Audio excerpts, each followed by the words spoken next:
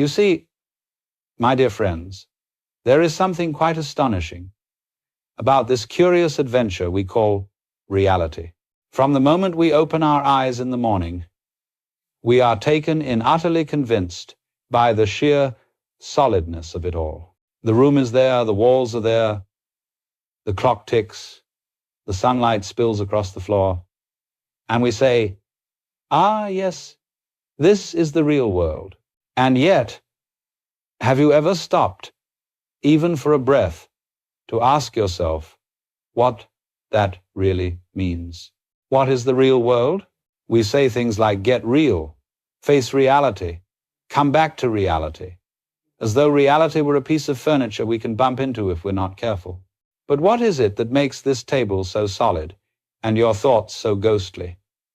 What makes the sky out there and your imagination in here? These are assumptions, very old ones, passed along so smoothly that we forget they were assumptions at all. The philosophers of old have been whispering for thousands of years that this world may not be quite what it seems. The Hindus called it Maya, the divine play of appearances. Plato gave us the shadows on the wall of his cave.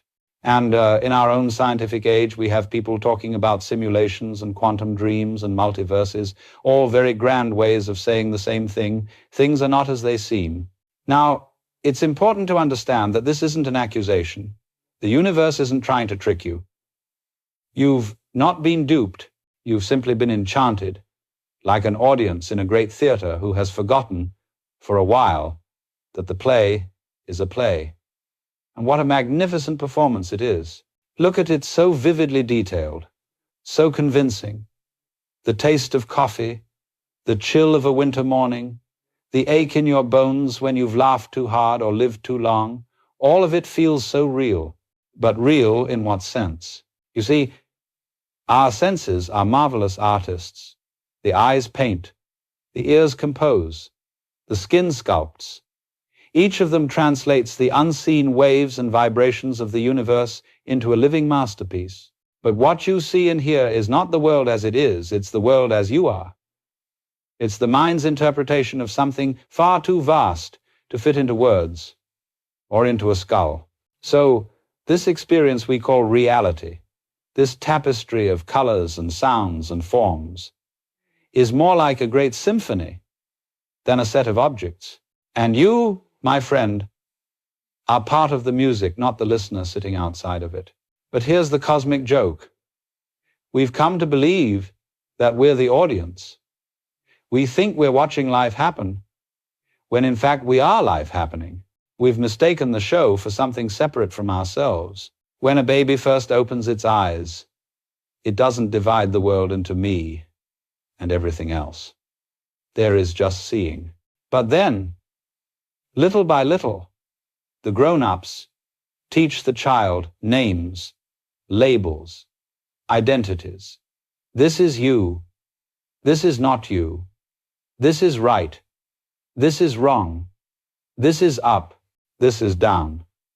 And before long, that child becomes a person who feels lost in a world of separate things, each jostling for position, each pretending to be real on its own.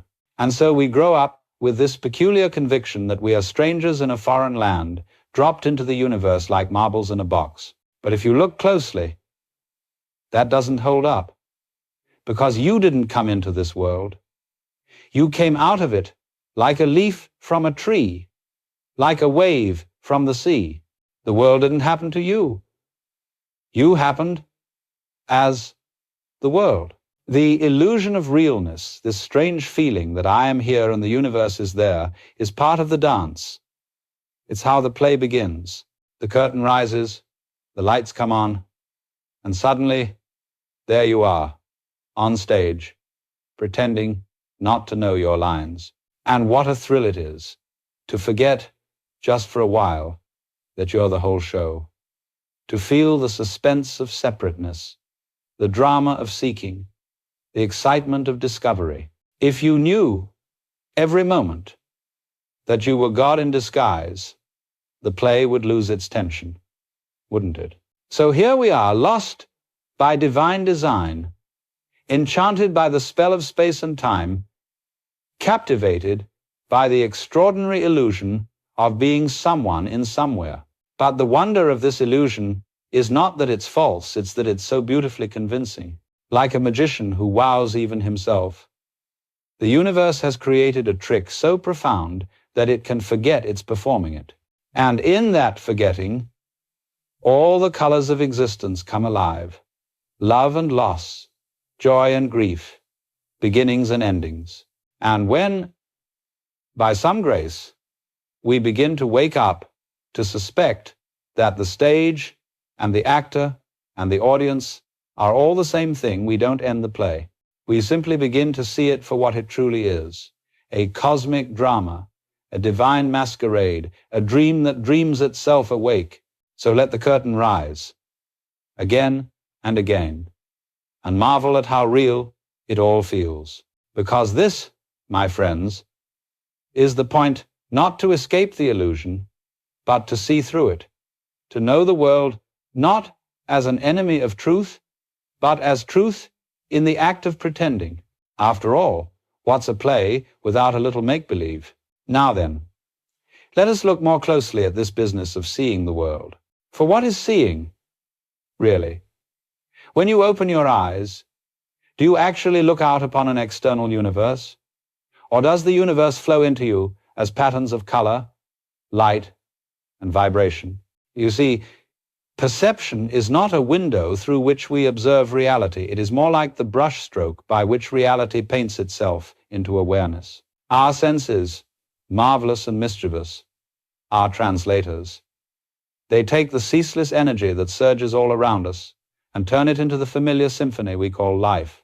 The physicists tell us that the air is thick with waves, sound waves, light waves, electromagnetic chatter, and that what we call objects are only slow dances of energy, swirling in vast empty space. Yet somehow, from this invisible motion, you hear the chirp of a bird and taste a cup of tea. That, you see, is translation, not deceit, but art. Your eyes do not show you what is, they show you what works for you to see.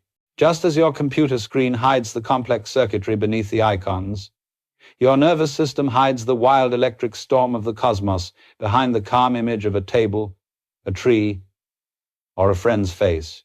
Reality, then, is not something we look at, it is something we participate in, a kind of collaborative user interface between the infinite and the individual. But here's the trick. We have mistaken the interface for the content. We believe the icons are the reality. It's as if you fell in love with the desktop and forgot the vast web of information humming underneath. And so you push your icons about, your money, your career, your reputation, never realizing that these are symbols, shimmering signs of a deeper exchange taking place beyond sight or thought. Now, the mystics of India said this long ago in another dialect. They said the world we perceive is Maya, the play of forms, the mask of God. It does not mean the world is false. It means it is symbolic. The same way a painting is not the landscape, but neither is it a lie. It is an expression. When you look at the ocean, you see blue, though there is no blue in the water. The color is the song your eyes sing when light and depth meet consciousness. And so, when you see another human being, what you are really seeing is consciousness taking on a new rhythm, a new tone awareness, meeting itself in a different costume. Modern scientists, bless them, have stumbled upon this too. They tell us that the observer and the observed cannot be separated, that measurement itself changes what is measured. But the sages have always said that the knower and the known arise together. There is no world without your participation in it. And there is no you without the world participating back. It is a two-way mirror, endlessly reflecting itself. You may think, but surely the world existed before I was born. Yes, but before you, there were other eyes, other waves of awareness gazing upon this same mystery. Consciousness does not belong to any single creature. It is the common language through which the cosmos communicates with itself. Each form is a unique accent in that eternal conversation. And if you understand this, you begin to feel a certain tenderness for the whole show. Because suddenly, everything, every sound, every sight, every taste is the universe conversing with itself through the medium of you. You are not a detached spectator. You are a participant in a living dialogue between energy and perception. When you feel the wind upon your face, notice what is really happening. The air moves, the skin tingles, the mind interprets, and the world discovers itself as breeze. This dance has no audience. The dancer and the dance are one. So, when people ask, is reality an illusion? The wise answer is, only if you think you're separate from it. And the illusion is not that the world appears, but that you believe you stand outside it. Seeing through that illusion is not an intellectual trick. It is an experience of reunion, an understanding that your perception is the universe looking back at itself in wonder. And that, my friends, is the interface of experience. A shimmering threshold where the infinite dresses itself in sensation, and where you, that mysterious focal point of awareness, get to feel what it's like to be the whole thing, pretending to be a part. You see, once we begin to recognize that the world we touch and taste and measure is not the thing itself, but a marvelous translation of it, we come face to face with one of the most beautiful ideas human beings have ever dreamed, Maya. Now, most people hear that word and think it means illusion, as though the universe was some cheap trick, a deception meant to fool the gullible. But that's not the flavor of it at all. In Sanskrit, Maya means something closer to creative power, divine play, the art of making the invisible visible, the formless take form. It is the stagecraft of existence. Imagine a painter before a blank canvas.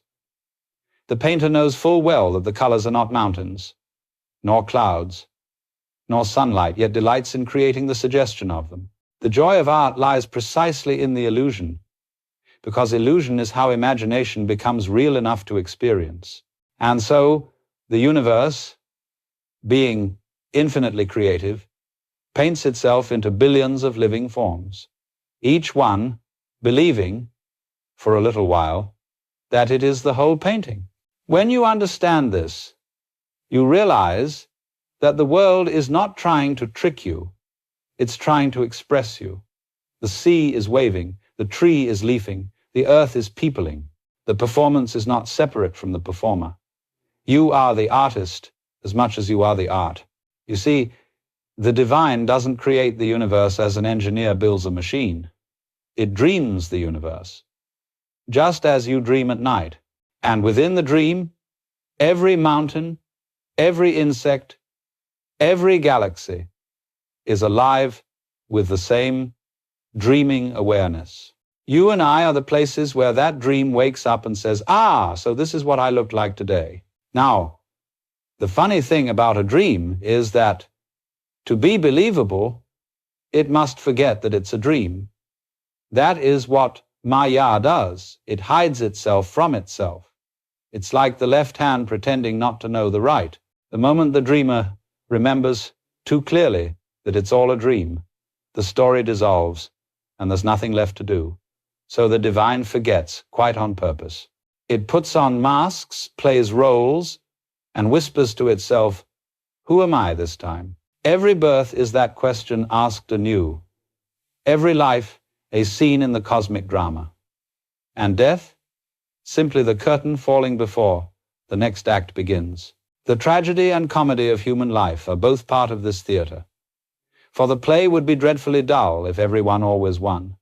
If every note were sweet, if every day were a triumph. The universe, like a good storyteller, loves contrast. It plays light against shadow, gain against loss, knowing that only through their tension does the melody move. And yet, we often take the play too seriously. We believe that the costume is our skin, that the mask is our face, that the script is our fate. We forget that we wrote it ourselves, and so we suffer, thinking life is something happening to us rather than something happening as us. The secret is not to tear off the mask, not to leave the theater in protest, but to remember that you are acting and to enjoy the performance, to see the stage lights for what they are and still be swept up in the story. That is what the sages meant by awakening, not to wake from life, but to wake within it. To awaken is to realize that the laughter and the tears, the triumphs and the disasters are all brushstrokes in the same painting. When you recognize this, you stop trying to rewrite the script and begin to dance with it. The universe becomes your partner. Every step, every stumble, part of the rhythm. And when you finally laugh, really laugh, at the whole delicious absurdity of it, you discover that laughter itself is the sound of God remembering. So Maya is not a problem to be solved, but a performance to be celebrated. The world, with all its illusion and contradiction, is divine play, Leela, as they say in the old tongue. The only sin, if there is one, is forgetting to laugh, forgetting that the costume you wear is made of stardust, that your seriousness is part of the comedy. When you see this, life stops being a riddle to answer and becomes a song to sing. You realize that the goal was never to escape the illusion, but to see it as art, to marvel at how exquisitely convincing it can be, and how perfectly it reveals the artist in every brushstroke of experience. And so, my friends, the play of Maya continues. The lights of consciousness dim slightly, the stage rearranges itself, and a new act begins. Perhaps the most intriguing act of all, the one in which the one pretends to be two. For somewhere along the dance, awareness begins to whisper, "This is me, and that is not me." It's a curious division, like a mirror convinced that its reflection lives a life of its own. And from this tiny trick of perception, the whole carnival of human experience is born. You see, the feeling of separation is not a mistake, it's a device. It's how the infinite finds the thrill of limitation. If the ocean could speak, it might say, "I want to know what it's like to be a single wave." And so it curls itself into a crest and exclaims, "Look at me. I'm alive. I'm separate. I'm going somewhere." The wave forgets that its very motion is the ocean moving, that its life depends on everything else that breathes and flows and rises with it. This, you see, is what happened to you. The universe looked out through your eyes, felt through your fingers, and said, "Ah, how marvelous to be this." But to make the game convincing, it had to forget the larger truth that this is also that self and other are two sides of one coin, spinning so fast that we think it's a line. And so was born the idea of the ego, the little self, the one who seems to stand apart, the thinker of thoughts, the doer of deeds. We clothe it in names, histories, ambitions, and fears. We draw a line around it with our skin and say, everything inside is me, and everything outside is the world. But where precisely does that line exist? If you breathe in air and breathe it out, was it the world or was it you? If a thought arises uninvited in the mind, who thought it? If the heartbeat continues while you sleep, who keeps time? The truth, as the mystics tell it, is that there is no fixed boundary at all. What you call inside and outside are conveniences of description, not realities of being. They're like two words on opposite ends of the same breath. Yet, we cling to this sense of separation as if it were our lifeline. We guard the borders of the self with fierce pride. We spend entire lives decorating the mask, its status, its reputation, its security. And then, When the mask begins to crack, when time starts to whisper its inevitable secret, we tremble. We say, I am afraid of death, not realizing that death only seems terrible from the viewpoint of the mask. The ocean does not mourn the passing of a wave. It rejoices in its return. Now, you may wonder, if this sense of I and you is an illusion, why does it feel so real? Because it is real. In the same way, a rainbow is real. You can see it, you can point to it, you can even chase it, but you can't hold it. It is the interplay of sunlight and water, nothing more and nothing less. The ego is just such a pattern, the shimmer that appears when consciousness refracts through the mind. And so long as you take it lightly, it's beautiful. It gives you a sense of focus, of individuality, of being a note distinct from the symphony. But when you forget that it's a note within the music, you begin to feel terribly alone. You feel like an orphan in a meaningless cosmos, searching for connection, never realizing that connection was never lost. This loneliness, the ache of separation, is not a flaw but a clue. It is the tug of the ocean reminding the wave of its home. Every longing you have ever felt for love, for belonging, for understanding, is the universe calling itself back to wholeness through you.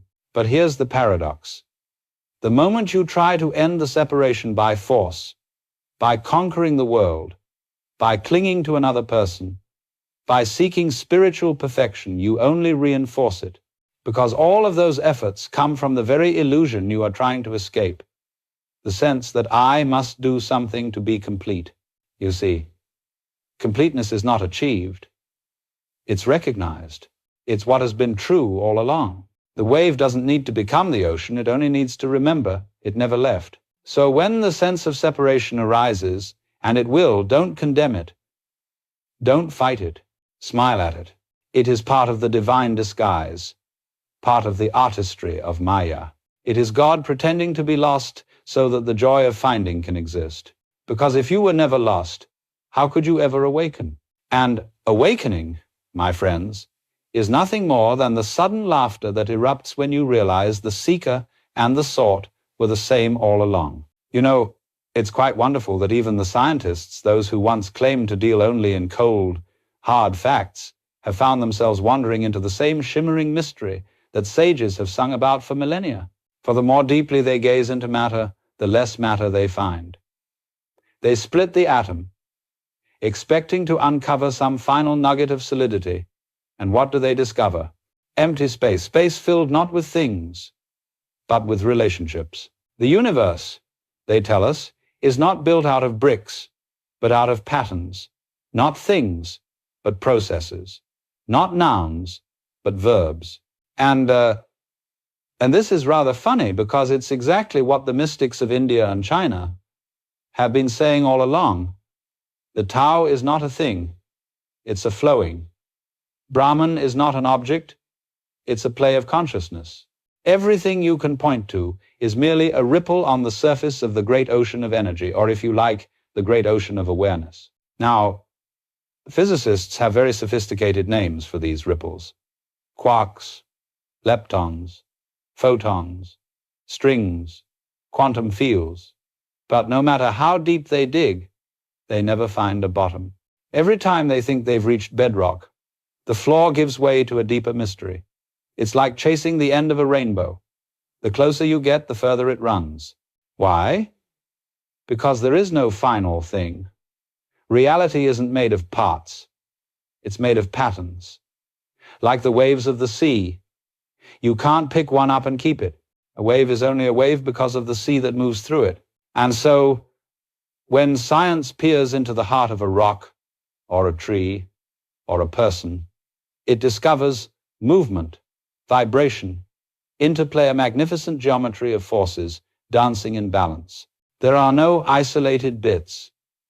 Every particle owes its existence to every other particle, every motion to every field, every form to every perspective. In other words, Everything is relationship. And this, my friends, is precisely what the sages meant when they said, the world of appearances is Maya, not false but fluid, a mirage, yes, but not a meaningless one. The desert shimmer is not nothing. It's the dance of heat and light. It tells you something true about the air, even as it fools your eyes. You see, the illusion isn't that the world appears. The illusion is that it appears as separate objects. The truth is that everything is connected by invisible threads of mutual creation. The sun doesn't simply shine on the leaf. The leaf helps the sun to shine by reflecting it. The earth doesn't merely orbit the sun and earth orbit each other. You don't simply live in the universe lives through you. The physicists now speak of quantum entanglement, where two particles, separated by unimaginable distance, seem to whisper to one another faster than light itself. They call it spooky, as Einstein did, because it defies the logic of separateness. But it's only spooky if you believe in separate things to begin with. To the mystic, this is simply confirmation that the one cannot stop being one, no matter how many forms it takes. Even time, that great divider, begins to dissolve under close inspection. Relativity tells us there is no single clock ticking for all. Each observer carries their own rhythm, their own version of now. What is the present for one may already be the past for another.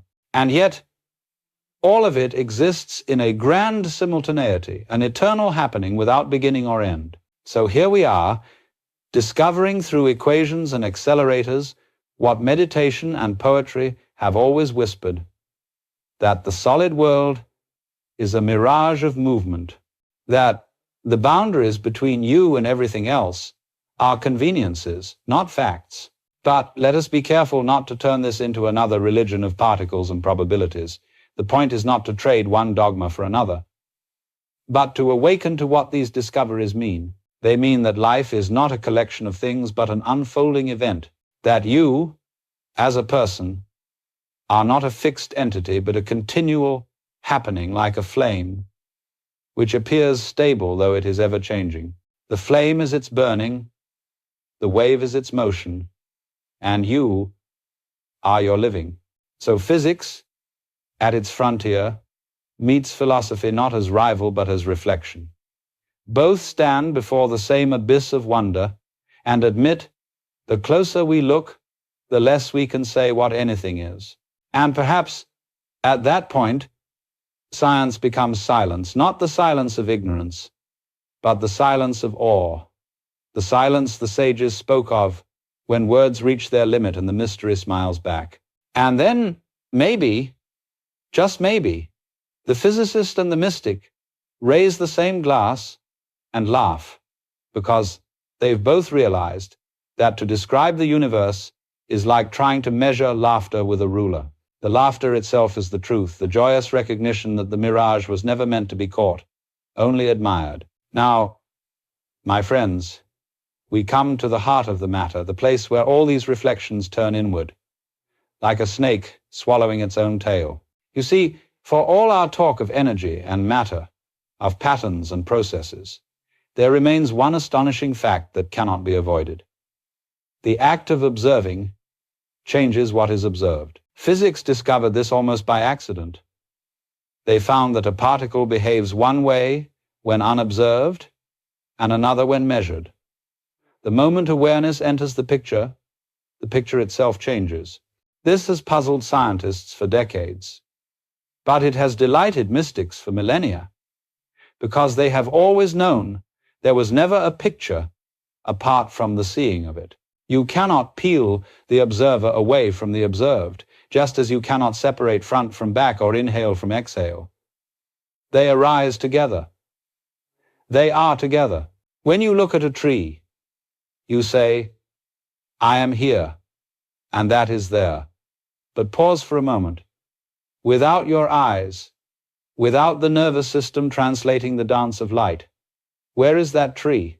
And without the tree, what is the meaning of your eyes?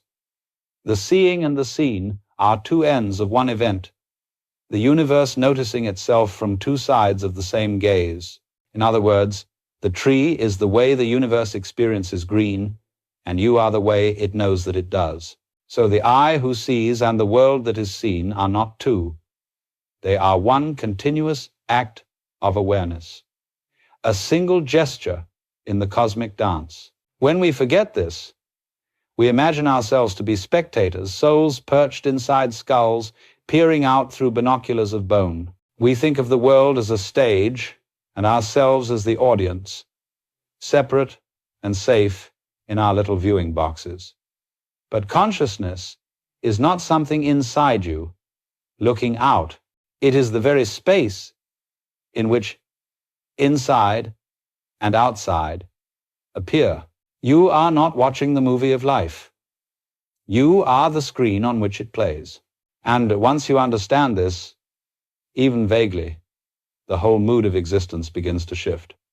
You stop feeling like an exile in a strange land and realize you were never outside the garden to begin with. It's like waking from a dream in which you were lost, only to find that you had been safely in bed all along. Now, this doesn't mean you dissolve into nothingness or lose your individuality. On the contrary, individuality begins to blossom for the first time. Because you are no longer afraid, you can afford to be completely yourself, knowing that yourself is an expression of everything. Think of the waves of the sea again, each one with its own curve, its own timing, its own glittering crest. But they are all made of the same water, moved by the same wind. The observer is the observed, the wave is the sea. And so, when you look upon another person, your friend, your enemy, your lover, your stranger, you are not peering across a void. You are consciousness meeting itself in a new disguise. Every eye you look into is another window of the same infinite house. Every voice you hear is another room echoing the same eternal silence. To awaken to this is to be free, not because you escape the world, but because the world is no longer other. You can no longer hate without hurting yourself, no longer fear without forgetting who you are. The observer and the observed dissolve into a single happening. Awareness, aware of awareness. And this, I suspect, is why the sages always smile. They see that all this striving and searching and analyzing was like a hand trying to grasp itself. They know that the moment you let go of trying to see the truth, you are the truth, seeing. This is what the Buddha meant when he said, when there is seeing, just the seen. No seer, no thing seen, just this miraculous, luminous happening called now. So don't imagine that awakening is about gaining some supernatural power or attaining some otherworldly realm. Awakening is simply the realization that you were never apart from anything, that everything you touch, everything you see, everything you think is the universe touching, seeing, and thinking itself through you. At that point, every act becomes sacred. Every gesture, no matter how small, becomes a prayer without words. The bird calls, and it is your voice. The wind moves, and it is your breath. The sun rises, and it is your heart opening. When you see that the observer is the observed, you have seen through the final illusion, the illusion of distance.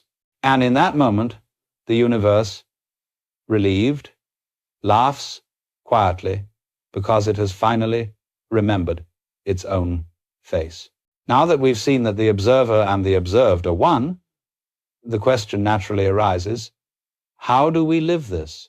How do we walk through the world, shop for groceries, pay the bills, hold our children, argue with our spouses, and still remember that all of it is the dance of the divine? Because, you see, understanding this in words is one thing, but feeling it, living from it, breathing it, that's where the music begins. The practice, if you can even call it that, is not about achieving some special state of mind. It's not about sitting perfectly still on a mountaintop or chanting secret syllables until you levitate. No, it's far simpler and far more intimate than that.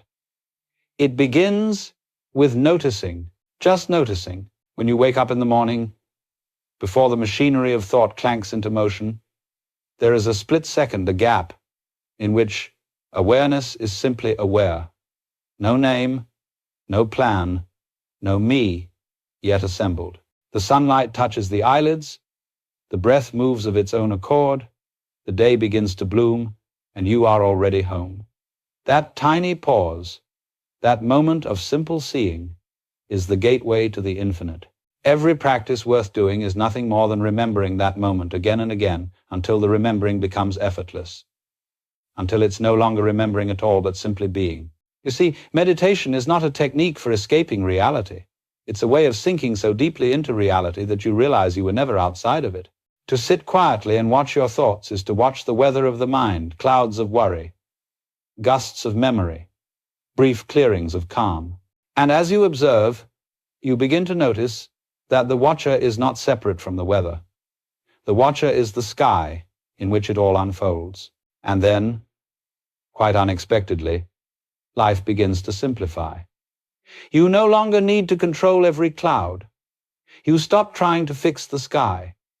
You just let it change, as it always has, as it always will. When someone speaks harshly to you, you hear not an attack but an echo of their own confusion. When a friend laughs, you feel that laughter as your own ribs shaking. When grief arrives, you do not shrink from it. You bow to it, knowing that sorrow and joy are waves of the same tide. This is what it means to see through. You begin to see through the labels, success and failure, saint and sinner, past and future. You begin to see through the compulsions that keep you running in circles, trying to become something more, when all along you already are everything that could ever be. Now, people often ask, but Alan, surely we must still do something. Don't we have to improve ourselves, fix the world, strive toward enlightenment? And I say, of course you will, because that too is part of the game. The trick is not to stop the striving, but to see it as play, to strive without believing in the striver, to act fully, but without the anxious clutch of the actor, to live as if you were composing a song that has no end, because in truth, that's exactly what you are doing. The dance doesn't need to arrive anywhere. Its beauty is in the motion itself. So, when you find yourself caught again in the web of worry or ambition, just pause, listen, feel the hum of life happening all by itself. Notice how the heart beats without permission, how the lungs breathe without demand, how thoughts arise like birds startled from a field. You are not managing this. It is managing itself. And when you truly see that, when you feel it in your bones, something inside you relaxes.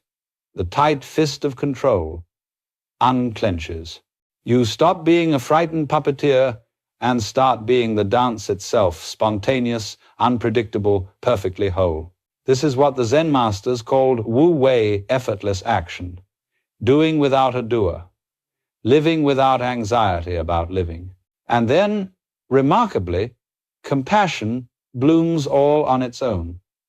You don't have to force yourself to be kind.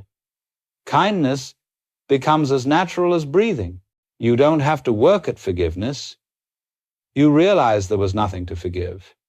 You don't have to love yourself. You find that love was what you were made of all along. Seeing through does not make the world vanish, it makes it transparent. You still see the mountains, the cities, the faces, but now they glow from within, like lanterns lit from the same flame. You move through them lightly, joyfully, as if walking through your own dream, knowing that every person you meet is the dreamer too. So, what do you do next? Nothing special. You finish your tea. You go for a walk.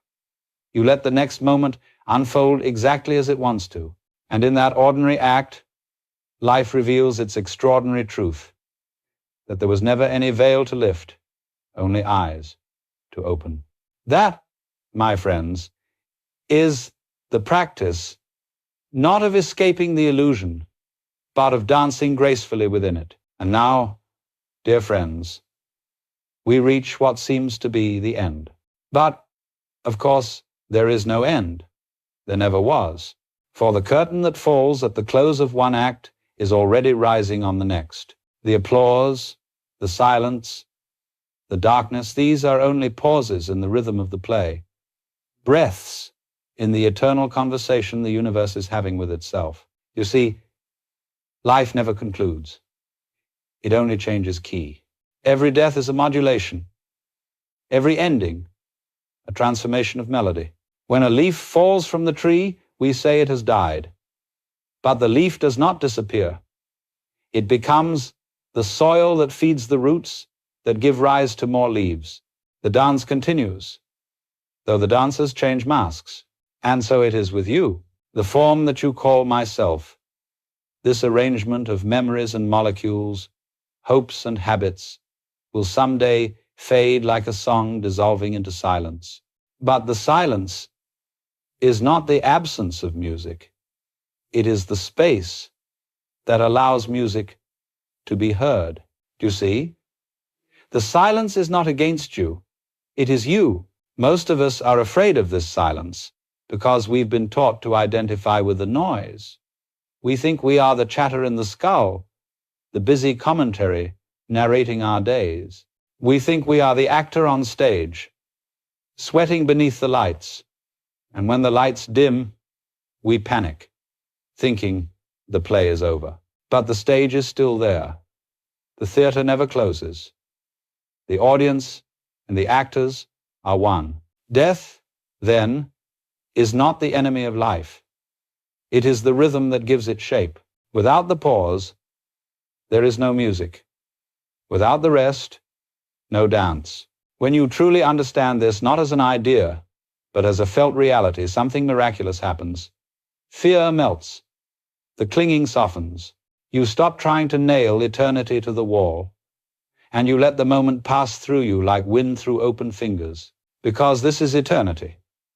Not endless duration, but complete presence.